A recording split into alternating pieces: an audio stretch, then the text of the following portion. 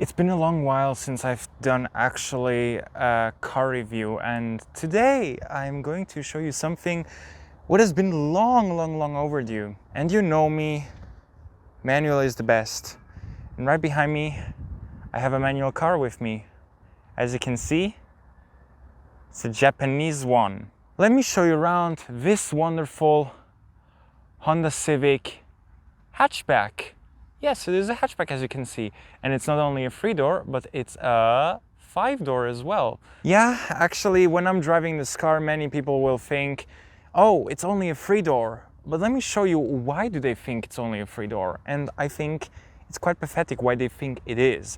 Because this car has a door handle here on the C-pillar, or better said, on the door. Because it's not quite on the C-pillar, yeah? So this is a little bit weird, but other than that, what I must say about this car is I really loved its design because it just looks so sleek, if you know what I mean. And also the rims, they really fit to this car as well. This car is from 2010 and this car is already quite old by today's standards, but I think that today this car still looks great. I mean, at least from the outside. One thing what's aftermarket on this car is this rear spoiler, which makes this car even sportier, so that it looks quite like a Type R. This car is the Evolution trim. This is like the second from the top, so it has many creature comforts. It has parking sensors, as you can see, and trust me, with this design, with the split rear windscreen, you need it. I think even a backup camera would make also a lot of sense. Coming now to this side, this car actually has also a couple of other things. Well, at least here with the side mirror, because the side mirror, well, it is actually broken, like at least the cap, but I mean, it still folds. It's pretty good, like even the indicator works. So it is just cosmetic damage, just like here at the front end with the lower bumper. It is not in the bestest condition, but seeing how much this car aged and what it is today, I think it looks pretty good. So let's open up the hood, or better said, the bonnet, so that I can show you the engine. This, ladies and gentlemen, is the legendary i-VTEC engine, 1.8 liter, and it has a combined output of 140 horsepower. I'm surprised that this is clean. I mean, this car hasn't been serviced for a while. It's the service due in around 3,000 kilometers. And I think the car looks really good from the engine side of things. And to be honest with you, this engine is very forgivable. It will forgive you all kinds of mistakes, and it's just very reliable. There has been absolutely zero problems with this engine. VTEC is the best. I actually burned a little bit my finger because this engine is warm already. Oh yeah, and it has no gas struts. It's just a regular lever which you put in there. So let's dismantle it and smash it down. Before I started to do this review, I actually gave the car a good wash and I vacuumed it and cleaned it a little bit from the interior. One thing what you cannot clearly see here, well, the car has quite a bit of paint damage, or better said, like quite a few scratches, but I think a good polish can remove them. And this door handle, I mean, this is obviously plastic with the chrome, but I mean, it looks so good. And you just pull this and you're inside. Here is the door card. It has auto windows for the front, and the rear windows are just regularly electrically operated. And the best thing is the rear windows go all the way down. So this is a big plus point. And it has power folding side mirrors, the window controls, power lock. It doesn't automatically lock when you depart. So this is a little bit of a downer if you have kids. Here you have a tweeter and a speaker. Here I got a drink inside, and here you have a pretty respectably sized door bin. There you have also the seats. Well, they are all manually adjustable. This is a 6-way manual, and as you can see, it is a partially cloth and partially leather interior. And to be honest with you, I had that in my Audi and I really like this looks, but the problem is like it's difficult to keep it up. For me, either you have one or another, and to be honest with you, I prefer leather seats because they're a lot easier to clean. And to be honest with you, they didn't keep up very well, and you're going to see how much kilometers it has now when we just get in. This is really cool. I love that it has sports pedals because sports pedals make this car a lot nicer. And the floor mats, they're originally from the dealership, and we recently got new ones because the previous ones, they got completely worn out, unfortunately. I just closed the door because there's a tram going to pass by soon, so there shouldn't be any noise. This is the steering wheel, and in some markets, this steering wheel has been continuously used into newer cars. Like I remember the Honda BRV in Southeast Asia has this wheel, and it is so bizarre that Honda still recycled those parts. But why fixing something what's not broken, right? Volume, seek track mode for the radio, select and reset for the trip computer, information for the trip computer, and here's the cruise control settings. And this steering wheel is just like the seats and the gear stick, leather wrapped. You see already that this is a gear stick, and let me tell you, this is the best transmission you can go for this car. Namely, it's a manual.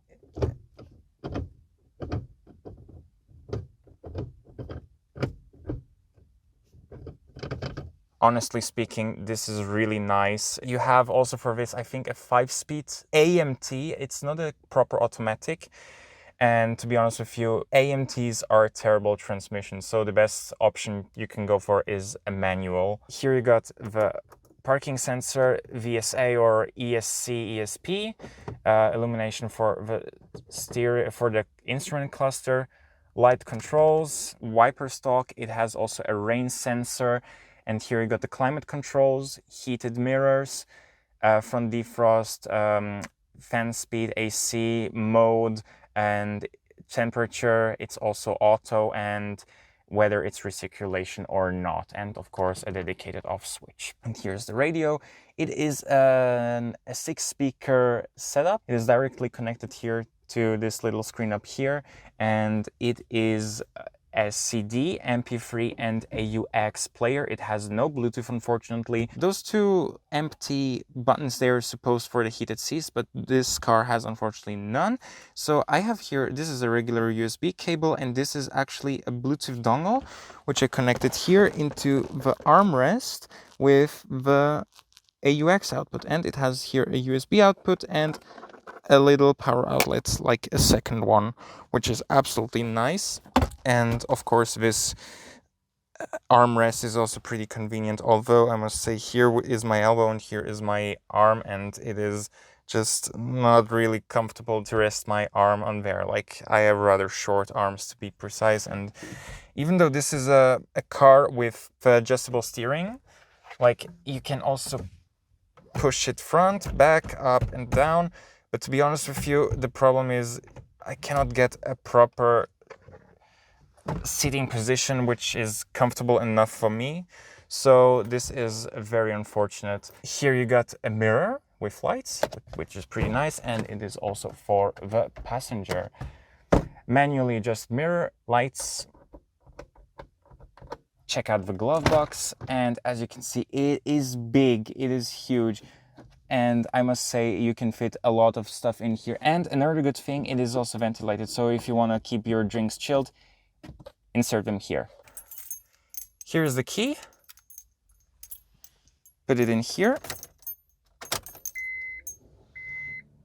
This is the classic sound of a car from the mid-2000s.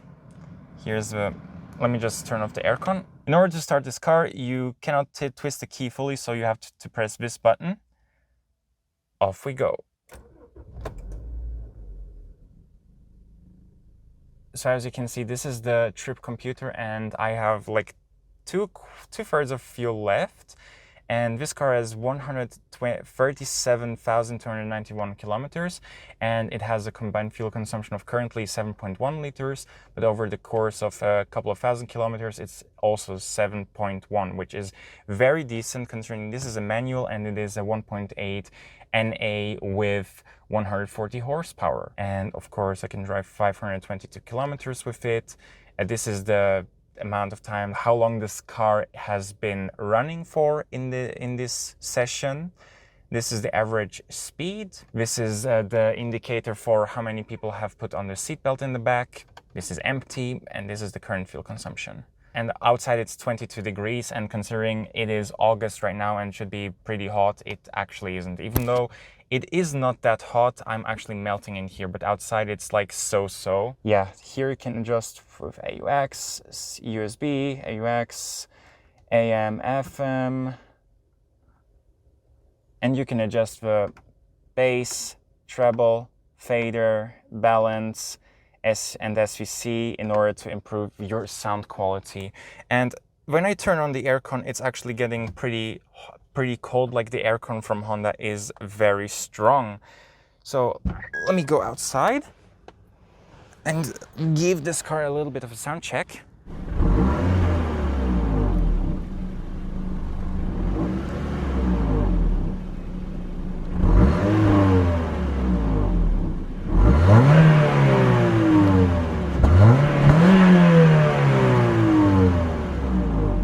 It has a really nice sound considering it has absolutely zero aftermarket accessories, like no exhaust, no tuning in the engine whatsoever, except for this little spoiler. Everything else on this car is, and the rims is stock. And from in the inside it sounds like this.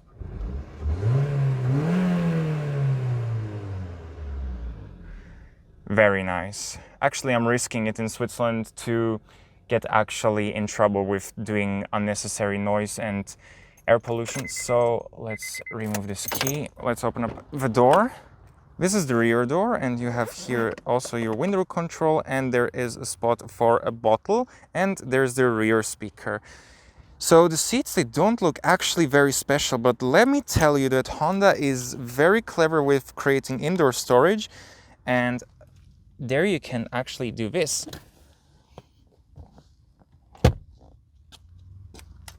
Ta-da! You have now all the space in here to sit down, or like crawl inside or put any tall objects in. That's what Honda calls the magic seats. If I have them in this position, they are locked, and then when I open up this, let them gently fall down, this is what you get. Let's get in. So as you can see, I have a relatively decent amount of legroom, like 1.5 fists, and I cannot really that much put my feet underneath the front seat, so this is a little bit unfortunate. You don't have here any rear aircon, and the USB outlet is inside the as I showed it before, it is inside the center armrest. So if you can charge your phones, you need to insert here an adapter, but it is no problem. You can put cables through the center armrest. And despite it being very much dark in the back, like with the small windows, the headliner actually helps quite a lot with it because it's not black. And to put things into perspective with the rear seats, I'm 178 centimeters tall. Some people say it's 180, but I am actually 178. And as you can see, when I sit upright, well, as you can see, I do not have a lot of space. I'm actually brushing the roof. I need to slouch a little bit, and then it's actually comfortable. And as you can see, as it's standard in Europe, you have actual rear headrests. Nice. The bench could be a little bit longer, but for a car which is for the city and like medium range, not like a far range car, it is actually reasonably comfortable. And one thing what my Audi didn't have is a center armrest, because there it was an optional accessory, while here with two cup holders it's standard in this trim level. What's quite bizarre is that here is no seat pocket, but here you have one. So I don't know what Honda thought about this, but this is really weird, to say the absolute very least. This is the view from the inside towards the back, and you have here a reasonable space to store stuff in here. And actually, this is not like a sedan where it's blocked, it is actually an hatchback. So, a hatchback, bruh. This is really cool. It has a really nice angle to get out, but be careful with fear. You can actually bump here your head into. And before I forget to mention, this car has 6 airbags, and here is the side curtain airbag, so it goes all the way to the back. So 2005, ladies and gentlemen, and 6 airbags were standard on this car. Let's close the door and open up the boot. Let me tell you one thing. This is one of the boots which was the best in class. So in this boot you have a lot of space. You can put in literally anything, and you even have a dual floor. Let me do the Vlad test where I just jump into the boot. And it feels all right. Like, it is pretty spacious. It has more space than the i-VTEC, what I've tested the last time when I was in Malaysia. I don't know how big the boot space is, but I'm going to put in here the amount of boot space it has, because like this is gigantic. Like, here you can literally store a lot of stuff and go on a trip with your family. And let me just show how the seats fold. Just pull a lever here, and the seat gets actually lowered so that you have a relatively flat space. It is not completely flat, but considering it is going down, you actually can store also long items with ease inside. Let me just pull it back up. Hopefully the seatbelt doesn't get stuck. And in order to secure your seatbelt, you have here also this little hook, which you can put it like this, so that it's not in the way. But let's close it. Yeah, that's one thing what I really dislike about this car. Despite it being a Civic, and in many markets the Civic is supposed to be a good car, or like a car which is relatively on the upper side of price, it is a little bit hollowy. So this is a bit... sounds honestly like a tin, or like Malaysians would like to say, a Milo tin. Let's close it. And close the boot too. Take a quick look before we go on a test drive. A few moments later. Okay guys, so basically now I'm driving around 88 kilometers per hour. Should be a little bit less because it's an 80 zone. I'm giving this car a little ride at the motorway so that you can see how a test drive looks like in this car. And inside the tunnel, the wind noise is pretty okay. The aircon is like stable at 20 degrees, even though outside it's like 19. And to be honest with you, this car feels really planted on the road. It handles absolutely well. It is a decent long distance cruiser too, and I personally think when you drive this car you actually feel like as if it is made for going a little bit on the curvier side of roads, and it is actually really fun to drive. But even on a motorway it is absolutely fine. And let me check the fuel consumption. I decreased it from like 7.1 liters to 6.7, and I've driven so far almost 360 kilometers. Seeing it in a broader scale, like with almost 6,000 kilometers, the average fuel consumption is at 7.1, which is pretty good considering this is an older engine and being a manual. I think with an AMT it would be just a very weird car to drive. In terms of all-around view, I think that the A-pillars are a bit too broad, and of course in the back, yeah, there shouldn't be too much to talk about, honestly. Let's give it a quick acceleration test because I actually screwed up.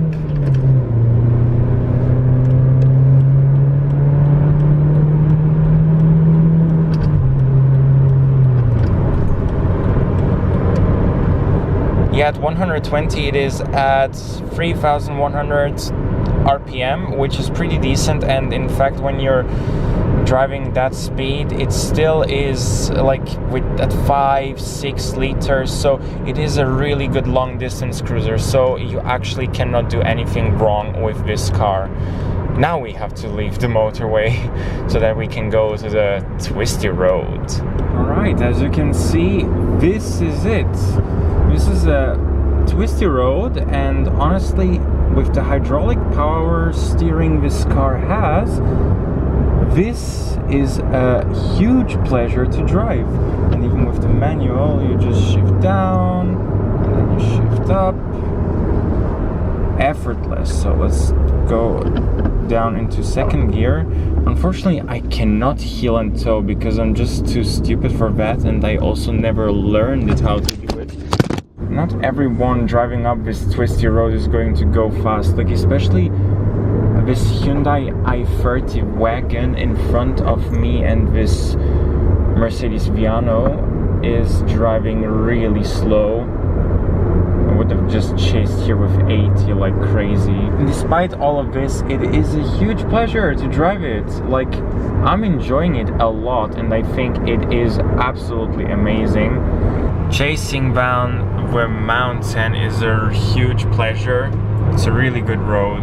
It's not as good as Gunting, because Gunting actually has 2 lanes in each direction, but this one is close enough. This badge stands for reliability and being sporty, but not for interior quality, because interior quality is average at best. But I mean, for that, what the car is, it's pretty good.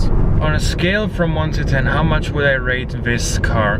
Well, to be honest with you, back in the day when we bought this car as a family, as a used car, that was back in 2014, the car was almost 5 years old. Back then I would have given it an 8 out of 10 because it is a very solid car overall, and it is just a lot better than what the competition offers. Overall, it kept up really well, even from the interior for the most part, even though I must say that the interior quality could be better, but everything aside of that, the crisp shifting of the manual gearbox and the engine being an NA is really nice as a combo to drive, and very enjoyable. And also for the price what you pay, it is as good as it gets. The only thing what would be better, the parts availability, and also for fixing a car. Even though it is a relatively common car in Europe, you do not find as many parts as, like, for example, for the Civic sedan, which was more prevalent in the rest of the world. So you cannot buy so many cheap parts from China, Liao. That was it from my side. I hope that you really enjoyed this video. All I can say about this video is right now, point, used car is the best. Take care, guys, and I hope to see you the next time. Bye bye.